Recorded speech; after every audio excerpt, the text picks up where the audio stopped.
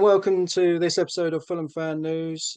Today I'm joined by Joe Gunning once again Good to be here. and Sam Penfold from the Sportsman. How are you doing, Sam? Very well, guys. How are you? Yeah, we're good. Obviously, fending off Saudi interest left, right, and centre. So on tonight's episode, we're just going to talk about predictions for the season, who our key players are going to be, if Fulham can hold on to their key players, which is obviously a key thing as well, and just hopefully how we're going to do this season. So, boys, I don't know if you've had any time to figure out whether you know your key players yet, or if Fulham are even going to keep hold of the key players that you've got in mind. But I'll start with for my personal key player this season was going to be Willian. Unfortunately, it looks like Willian may be off. So I changed my mind to João Paulinho. So last season we saw João Paulinho really come into the Premier League as a bit of an unknown and took it by storm. Ended the season as he has the most tackles in the Premier League, most tackles in the top 5 leagues in Europe, in fact. And at the moment, he's still a Fulham player. So he would be my key player. Obviously, we're fending off interest from West Ham. I've heard Liverpool are interested as well. There's a lot of interest in him.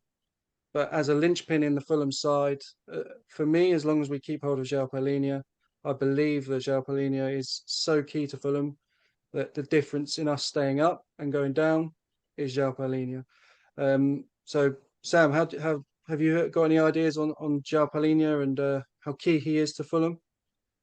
I think the impact that you saw in the Fulham midfield almost immediately last season when he joined from Sporting was night and day.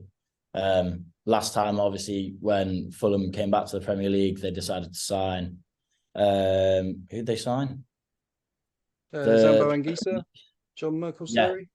Yes, Seri and Anguissa. And then obviously it didn't really work out for those two. But then you look at the difference that someone like Paulinho makes. He's come in, he's ready made for the Premier League.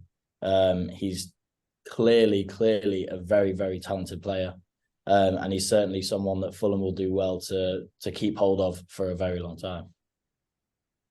Yeah, so he is tied down to a long contract, and I think that's brilliant work by Fulham there, because obviously Marco Silva knew him from his time at Sporting, and I think he knew that if we got this guy, it wouldn't be long before teams started sniffing around. Joe, anything to add on João Paulinho? Yeah, he's fantastic. I mean, it's not just how good he is, but watching him as well. He's so entertaining to watch. I mean, all of the tackles he puts in, it's entertaining. It's the type of football that you want your team to be playing. Like you said, the long contract's a really good thing. If he is to go, we know that we're going to get a huge sum for that, and then hopefully bring in other players of his caliber. But I agree, yeah, he's going to be definitely a key player for us this season. Yep, no, I agree with you there. Joe, do you have a key player for Fulham this year? I was going to throw an interesting one into the hat, and I was going to go for Harry Wilson, actually. I think if you look at the tail end of last season and pre-season, he's been fantastic. We all know how good he was in the Championship season a couple of seasons ago, double-figure goals, double-figure assists. I mean, it's not really anything to turn your nose up at, even though it is the Championship. Getting double figures in goals and assists is pretty impressive. We all thought that it was going to be his season last season. I remember lots of people were saying, oh, I don't know if Mitrovic will be able to do it, but Harry Wilson, I'm sure, will hit the ground running. And obviously he got hit with that terrible injury and was out for a lot of the season. But I think going into next season, it looks like with the lack of wingers we've got, especially, he will be starting for us. And I think that he's really got a chance to put his stamp on the Premier League. Yeah, it's a really interesting one. He had a really good end to the season as well, didn't he? When he came back from that injury, he really hit the ground running, like you say. Sam, have you got a key player that you think Fulham really need to keep hold of and is going to be key for us next season? I'd like to throw Bernd Leno into the mix. I think he was very, very reliable for Fulham last year. Obviously, he got pushed out of Arsenal, and Fulham got him for a very, very cheap. What was it, like 4 million? 3 million up front, and then I think it's 1 million again if we stay up. last season, another million if we stay up this season. Yeah, so I think eventually it gets to about 8 million, but yeah, for what we got originally, the original base price is it's an absolute bargain considering you see Robert Sanchez today going for 25 million to Chelsea. So yeah, Bernd Leno I think would be my pick. Last year I believe he kept out something like 11 goals higher than he was expected to. And then obviously that's also been addressed this year with the addition of Calvin Bassey to your defence. So yeah, with Bernd Leno in goal and then the incoming of Calvin Bassey, I think you're in a much stronger position to have less XG created against you and have less work for Leno to do as well. Yeah, because obviously that was a big thing at the end of the season. A lot of people jumped on the fact that Fulham didn't concede as many goals as they were meant to concede and actually were more prolific going forward than they were meant to be again, according to XG. So, yeah, I guess at some point that's going to balance out, right? So we have to think at some point we're going to concede those goals and we're not going to take our chances as we have been. And that's the rough patches you need those players to step up, the likes of Wilson, my player Paulinho, and yourself with Leno. I agree, Leno, for me, when he joined Arsenal, I thought he was one of the best keepers in the world. And when he joined Fulham, I was absolutely ecstatic, to be honest. I thought this is a real pillar of a goalkeeper that we can hang our hat on and go, if we keep him for a good few years, it could get to the stature that Van der Sar has at Fulham. So, yeah, Leno is a very, very good shout as well. Boys, I just wanted to talk to you about the lack of transfer activity, not just at Fulham, but also around the Premier League in general. So Fulham have signed 3 players, if you include Willian in that. I believe that there are 7 other Premier League clubs that have signed less than Fulham. So Sam, I just wanted to get your opinion on the lack of transfer activity around the Premier League so far, and when you think things are really going to hot up, let's say. I mean, the lack of activity so far for a lot of teams is, I wouldn't say it's concerning, but it's certainly out of character for a lot of Premier League clubs to have not done a lot of business at this stage. Even you look at the likes of Man City, they've only signed 1 player. They're about to get Guardiola over the line, I think, for about 90 million. But yeah, they've only signed Kovacic from Chelsea. You look at newcomers like Sheffield United, I don't believe they've made a signing yet. I could be mistaken there, but it's not the sort of activity that you expect a side that are coming back to the Premier League to make, especially when they've lost Ndiaye to Marseille as well. So they're now desperately in the market for a striker. I'd expect it to pick up towards the end of the window, as it always does, when teams see how they've got on in the first few weeks and then kind of decide, do you know what, we need to address this now. We can't wait until January. And then, yeah, your other big club, I suppose, would be West Ham, that haven't made a signing yet, and they've obviously lost their key man in Declan Rice. You've got 105 million in the bank. You need to get out there and start spending that money. Because otherwise you'll find yourselves in the same position that they've been for the last few years, which is fighting off relegation until game week 34.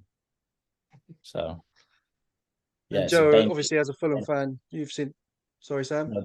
No, I was just saying it's a strange and dangerous situation to be in if you're one of those clubs that can't afford to not make signings. Yeah, I agree. And Joe, obviously, you're a Fulham fan, so you've seen the Twitter meltdown that Fulham are currently having, with no signings and players leaving left, right, and centre. Mitrovic is off, Tosin's off, Willian's off. Are we even going to have an 11 to put on the pitch against Everton? I think a bit of perspective's needed, don't you think? Like, there are a lot of other clubs in the same boat. We've got a stronger 11 on paper than we had at the start of last season, and maybe the market is a lot harder this year, especially with the influx of Saudi coming in and taking away players, essentially, unsettling players and just taking them how they feel. And yeah, I get that and I agree. But I just can't seem to hide my disappointment for how the transfer window has gone. I mean, at the end of last season, I remember thinking, oh my gosh, I'm so excited for this transfer window. we're going to bring in some serious names, throw around some serious money. And it's just not really been like that at all. And like you said, there are lots of other clubs. And I do think in terms of first 11, we've got a way stronger side. But we had issues with depth even last season. And it's like our depth's getting worse. We need to get some players in, whether it be just depth players. I mean, I guess Jimenez is a depth player, but we don't know if he is actually. We don't know if Mitrovic is going, and the plan is to start Jimenez. It's disappointing. Maybe we do love a bit of deadline day business, and we love a bit of rush at the end of the transfer window. So it'll be interesting to see what kind of names we sign them. But hopefully I'm looking for like at least 4 or 5 more signings in the window, because that's what we really need, because it's a long season. We're going to get hampered by injuries. There's going to be dips in player form, and we need to have players that we can bring in, and we just don't have that at all at the moment. I agree, mate. To be honest, we all know Tony Khan loves that end of transfer window hunt, bargain hunt, as I like to call it. But yeah, he can't stay out the limelight on deadline day, and we all know deal sheets go in, and usually Fulham are a deal sheet team. So yeah, I'm fully expecting 6 or 7 players, to be honest, on deadline day. Yeah. So so again, back to the team this year. Our predictions are really hard to do, especially when you don't know what your squad's going to be. You don't know who's coming and going. But with the players on paper at the moment that Fulham have, and looking at the other teams in the league, like I'm looking at Luton and Sheffield United and thinking, all right, Luton have done a bit of business, but it looks like they're preparing for another championship season to me. Yeah. Sheffield United as well, like Sam says, they've sold Iliman and Jai. The owner doesn't look like he wants to spend any money. I think they've made one signing, a striker, a Moroccan guy, but I'm not sure. And yeah, they look like they're just going to be fodder as well. You never know. With a team might come in and morale might keep them up or something like that. But I think Fulham are one of those sides that are going to be quite lucky this year if they don't strengthen a lot because of those 2 teams. Burnley, I believe, will be in and around it as well, but I think they're doing some really good business, and I think the boost they've got from last season will just help them kick on and start with a really good spirit and try and keep going from last season. So for me, my prediction for Fulham would be anywhere between 10th and 15th. I don't think they're going to go down. I don't think we're going to improve on last season either, because Chelsea, Liverpool, those teams are going to come back, and they're going to come back strong this year. So I think the likes of Brighton, Brentford, Newcastle are all going to drop down a little bit. And I can see us hovering somewhere around 10th to 15th. If I had to put a number on it, I'm going to say 13th. Just because at the moment on paper, we don't have the depth, and we're not sure who's coming or going. And it looks very unsettled going into a Premier League season as a Fulham fan at the moment. So I'll start with you, Joe. Joe, what your prediction for Fulham this season? So my exact prediction is 12th. I think same reasoning as you. I think that the main reason is there's so many worse clubs than us and clubs in worse situations. I think that our main asset is Marco Silva. I think he's a fantastic manager, obviously nominated for Manager of the Year last season. And I think that I just can't really see us getting relegated under him. I think he's too good of a tactician. I kind of place him on a high pedestal. So I can't really see us finishing, lower than 15th. But yeah, like you said, there are lots of teams that had poor seasons last season that will bolster up and climb the table, and we won't be able to sneak results against the sort of teams that we did last season. I remember like halfway through the season, there was a stat where we'd beaten, we'd not lost to a single team outside of like the top 8 except for West Ham. So I think we're really good at beating those lower down teams. And if we can maintain that and keep doing that, then I think we'll be fine. Yeah. Sam, have you got a position you think Fulham will finish in? I think you're both pretty much hitting the nail on the head. Anywhere between. I wouldn't go as low as 15th. I don't see Fulham slipping down there with Marco Silva at the helm. Obviously Mitrovic, his departure's kind of pending. I suppose he wants to go. It's just a case of whether the clubs can get the deal done. And losing his firepower will be a big deal. But I think your midfield strength is still there. Like Harry Wilson is a brilliant player once he's on form, once he stays fit. Harrison Reed is a workhorse in the midfield. João Paulinho is a lockdown central midfielder, probably one of the best CDMs in the league. And Vinicius has shown that he can lead the line. Just, I think, again, needs a bit more form and a bit more frequency to allow him to do that. But yeah, I wouldn't be concerned with Fulham and relegation. But likewise, I don't see you breaking through that top 10 barrier again this season. So I'll go and join Joe and sit at 12th. I mean, it's a good position to be in as a Fulham fan, obviously with the yo-yo status that we've been given recently. So 12th, 13th, something around there, again, consolidating in the Premier League. It's obviously not what Marco's wanted, and obviously he's not signed his contract yet. There's a good chance he's not going to if Fulham don't back him. If by some miracle Fulham manage to sneak into a Conference League or something like that, maybe he will stick around. But my personal opinion is that if he was going to sign, he would have signed by now. And he would have done it at the end of last season with the high spirits, and we'd have kicked on from there. But something just lingers in the back of my mind that he's waiting for something else to come along. And my prediction would change if Marco was to leave. Definitely agree with you both that he's with him at the helm. I can't see Fulham getting relegated. But if he was to go, let's say West Ham are having trouble with Moyes and their new director of football. Let's say that happened and he went to West Ham. I'd really probably put Fulham right down there, to be honest, at that point. So Marco Silva is the key. Like Joe says, he definitely is the key. Sam, I don't know if you know much about Fulham's youth system. I don't know if you saw any of us in the summer series, but I wanted to touch on some potential breakthroughs for Fulham this season. Luke de Fougerolles, who was obviously playing at centre back because of Fulham's lack of depth in the summer series, looked really assured on the ball, looked really good coming forward out of the defence. Probably learnt a bit from Tim Ream. His passing looked decent. Whether he can do it in 17 years of age, so whether he can do it consistently, that's to be seen. The other one is Luke Harris, who's obviously broken through and has been on the bench many times now for Marco Silva. Marco is very excited about his future. I've seen recently he might be going to Exeter. And also Jay Stansfield, who had a decent loan at Exeter last season. He played a couple of games for Fulham at the beginning of last season, nearly scored against Brentford. I think he hit the crossbar.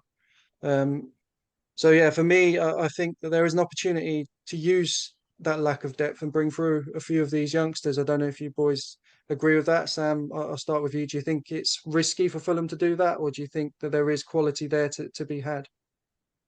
I think it's always a risk. But when youngsters are brought through at the right pace and given the right environment, then they can kick on. You wouldn't want to be putting in a young centre-half to go up against Erling Haaland in the Premier League. But maybe when you've got that Carabao Cup game coming up, or you get an FA Cup third rounder that's away at Shrewsbury, then you can give them that sort of experience while keeping them in touch with the first team as well. Like you see with Pep Guardiola, he tapped into Phil Foden's potential pretty early on and refused to send him out on loan. I don't think there's any harm in keeping young stars in touch with the first team. Like Luke Harris is a name that I'm familiar with, and I think if given the right opportunities would excel. I wouldn't be concerned with him going to Exeter this year. I think you look at what that did for Stansfield last year. And then with Stansfield coming back, you've got striker, not issues at depth, not issues up front, because Mitrovic is still there for now. But Jimenez isn't necessarily a proven goal scorer. Vinicius has shown that he's not necessarily a proven goal scorer either. So I'd like to see him, I think, get some big opportunities this year to break through and show what he can do, whether that be off the bench or starting. Yeah, that's fair enough. I think with in terms of Stansfield especially, I think he offers something different going forward for Fulham as well. Both Jimenez and Vinicius are a type of hold-up strikers. They want it swung in. headers towards goal, whereas Stansfield's got a bit of pace and he's going to try and stretch teams. So, yeah, I think if Fulham don't get another striker of that, ilk in, then someone like Stansfield may be given an opportunity. Joe, do you have anyone that you think can break through this season for Fulham? Yeah, I mean, staying on the topic of Stansfield, I remember at the beginning of last season when he started against Brentford, I remember on the wing. And he came on a couple. I don't remember if that was his only start, but I know he played for us a few times, and every time it was on the wing. So it's good that, because I'd say the position we're lacking depth in the most is wingers at the minute. So at the minute for Stansfield, I'd say definitely keep him. Good backup for striker, good backup for winger. Proved at Exeter last season that he can score goals. Luke Harris, I'd definitely loan out. Although he's kind of been in and around the first team last season, I think it would be good to get him some guaranteed starts. I mean, Exeter sounds like a great destination. Obviously, Stansfield thrives there. And then Luke de Fougereau, obviously the one that everyone's talking about at the moment in terms of in the Fulham spaces. I think if we can get another centre-back in, which hopefully we do, send him out on loan as well to get some first-team experience. If not, then we're going to need to keep him for depth, really. We can't go into a Premier League season with 3 centre-backs. Interesting that I don't think he ever really played centre-back that often. For the youth system, it was always right-back. So I feel like if we're going to transition him, a 17-year-old, because obviously he's still young, he can transition position easily. But I don't think chucking him straight into the Premier League and going, right, you're going to learn a new position, I don't really think that will work. So I think, maybe loan him out, tell the team we're loaning him to, look, we want you to give him some starts at centre-back. I think that would be a good idea. But in terms of other players, I mean, Dibley Diaz looked good when he came on in the summer series as well. There were quite a few players that we didn't see a lot of, but we do have real talent always coming through the academy, which is something to keep positive about, I guess. Yeah, the talent's definitely there. It's just stopping Liverpool from taking them. Yeah, so I wanted to talk about potential unsung heroes as well, sort of like the ones that go under the radar. I think Sam touched on Harrison Reed earlier. I think Harrison Reed is such an unsung hero for Fulham. I think, now that those injuries seem to be behind him, he's just thriving game after game, proving that he can play in the Premier League. Tim Ream last season was another one right up until he picked up that injury. A lot of people believed that he wasn't good enough to come on and step up. And I believe Marco Silva was key to Tim Ream really just carrying on the form he had from the Championship. Obviously, Pep Guardiola said if he was 10 years younger, he would sign him. So that's huge praise for Tim Ream right there. Harrison Reed, Harry Wilson as well. I think this year could be a very key player, but obviously go under the radar slightly. I know we all want those marquee signings in for Fulham, but I think there are really some really interesting players that can play a key role. And one for me is Issa Diop. I think Issa Diop last season, he played the majority of the season alongside Ream, and he was just coming into his own, and then Ream picked up his injury and had to shuffle across to the left-hand side, and then Tosin came in and played alongside him. And I think Diop from the left, he just looks a bit unsure of himself. He doesn't want to use his left foot at all. And I think if he is the main right-sided defender this season, I think we could really see him thrive and maybe return to the form that West Ham signed him from Toulouse from. Because when he was a youngster at Toulouse, he was one of the world's best up-and-coming defenders. So for me, I think Issa Diop could have a really big season for Fulham, and like Sam says, potentially alongside Calvin Bassey, that's a really athletic central defensive pairing who will both bring the ball out. So Joe, I'll start with you. Potential, under the radar players. Who have you got? I mean, Issa Diop is a great shout. I totally agree with everything you said. I was towards the end of last season, I was more in Team Diop than Team Tosin when it was always one of the two of them starting alongside Ream. In terms of under the radar players for me, I'm going to go for a pretty basic one and go for Bobby Reid. I think for me, he's always been our most underrated player. Him and Harrison Reed, I always think it's between the two of them. Bobby Reid, just because he's so committed to Fulham, will play wherever you tell him to play. And I think this season, based on the lack of squad depth we have, having a player that is like a jack of all trades is going to be so useful. We know that he's so skillful in any way you put him. I mean, right back, left back, on the wings, up front, as a 10, as a centre mid. It seems like he's literally played everywhere for us. So I think that he's going to be I think he always is really helpful towards our seasons, always contributes. Remember, he was our top goal scorer in the Premier League when we were last in the Premier League. So yeah, I'll go with Bobby Reid as my player that will fly under the radar. Yeah, Bobby Reid's a great shout, to be honest. I think he was second top goal scorer behind Mitrovic last season as well. So yeah, it definitely goes under the radar and obviously plays in any position Fulham ask him to. So yeah, brilliant shout. Sam, have you got anyone who you think go under the radar for Fulham this year? My shout was actually going to be Bobby Reid. He does seem to be an ever present on that Fulham right side. But I'll stay on the right side and I'll take Kenny Tete. I think having a solid right back, and Robinson, to be fair, either one of them. I think the fullback position nowadays is so key to a team's success because they have to offer that threat going forward.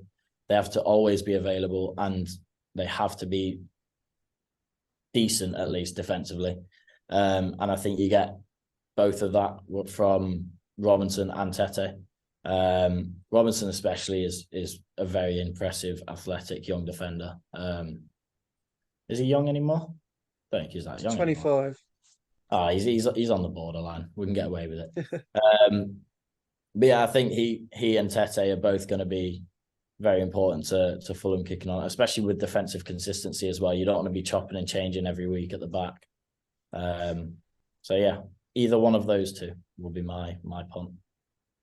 This is a good punt to have as well because I think the fullback areas for Fulham are very key, and I think Marco knows that the way he wants to play, it's through the fullbacks. We see time and time again last season, Ream to Robinson was one of the best outballs that Fulham had, and Robinson, like you said, his athleticism and his speed carried Fulham up the pitch into attacking areas so many times last season. So with Bassi coming in as well, I think that is kind of what Marco Silva is looking at. He wants to continue that sort of play, trying to get out from the left-hand side and giving Robinson as much free roam to get up the pitch. And Bassi can kind of shift across and cover the left-back area as well because he can play left-back. So, yeah, I think that Bassi signing is a very good signing, to be honest. I know we wanted Morato from Benfica, but they didn't want to let him go. So, boys, just before we go, I just wanted to recap your predictions for Fulham this season. Do you think they're going to have a good season? Do you think it's going to be exciting like last season? Joe, I'll start with you. Yeah, if I was to give it one word, it would be unpredictable. I think I say unpredictable. My prediction is 12th, but I think it really could go anywhere. We still have a lot of the transfer window. We don't have that much of the transfer window left to go, but I think we have a lot of business left to go in the small period we have left. So I think time will tell, but I think soon. Last season, it was early into the season. We kind of had an indication of, we kind of knew we were going to do well and be safe. And I think it'll be the same this season. I think we'll be able to tell from the first few games how the rest of our season is going to go. Yeah, starting well, I think, is going to be key. I think last season, everyone was in the same boat as they are now. No depth, no great signings in. No one really knew what sort of player Paulinho was going to be. We were all a bit questioning, whether we were going to manage to stay up. And then that first home game against Liverpool, we really stamped our mark on the game and made a point. And I think from there it really kicked on. Sam, how do you feel? If I was going to put Fulham's season into one word, steady. I think if Fulham are going to not necessarily kick on this year, but just deal with this summer turmoil and then cement yourselves again in the Premier League, because obviously Premier League survival is what everyone is ultimately looking for. Then yeah, being steady, being consistent, and you've made some good signings. You've got a good squad. I wouldn't be concerned as a Fulham fan for the year ahead. I think it just depends, like Joe says, on how much business you get done in this remaining transfer window. Obviously, you've got Damari Gray linked as well. How do you feel about that? Yeah, I'm excited by Gray. I think he's been inconsistent in the past few years. He's been a bit of a nearly man, but we at Fulham know that Marco Silva can get the best out of players, the likes of Andreas Pereira, Tim Ream, players like that, where they've kind of disappeared off, not really found a home, and when they find their home, again with Willian as well, when they find their home at Fulham, they become the player that they know they can be. We've seen that Gray has the ability. Again, Hudson-Odoi is another one that I'm really excited if we can get that one over the line as well.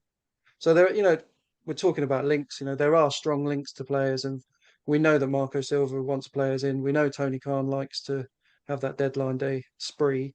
So I'm in no doubt that Fulham will sign players, and I'm agreeing that I think steady is a really good way for Fulham to look at this season. I think perspective is another strong word that I think a lot of people need to look at the moment. There's a lot of teams that aren't doing business at this moment, and there's a reason for that.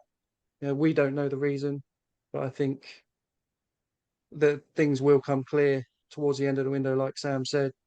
That's when teams usually know who they've got. They've had a few games. They know what they've got to strengthen in. For me, I think Fulham's season will be dependent on how they start the season.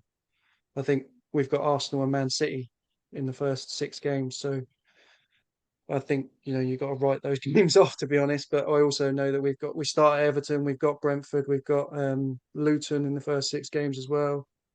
So I think if we can pick up 10 points or so from our first couple of months, we'll be safe, to be honest. That's my opinion on it. Boys, thank you so much for joining me. It's been a pleasure talking about Fulham. I always enjoy talking about Fulham. Sam, thank you for joining us. Hopefully we'll see you again. You will do, yeah. Been a pleasure, guys. Thank you very much. And Joe, I'll see you on the next episode. Yep, will do.